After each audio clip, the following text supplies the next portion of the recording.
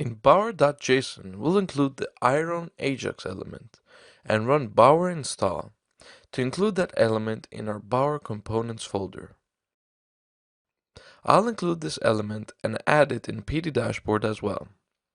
The iron Ajax element is very interesting as it works as an element that exposes network request functionality.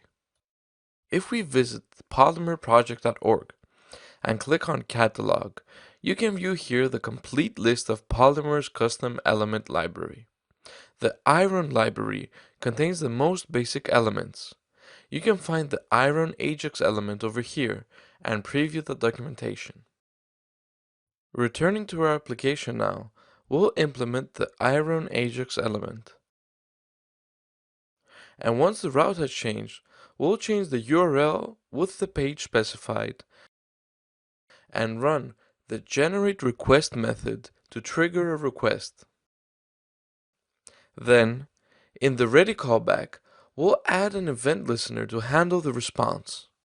So, once we receive back the page specified, we'll include the page's content to our main area. The self.$sign is a selector that takes us in the template element, and then we can select the template with its ID. We have a div with the ID main. The way to select that is with self that selects the element, the $sign which is the template tag, and main which is the ID of the div. Then we'll reset the content and append the new body content received from the request.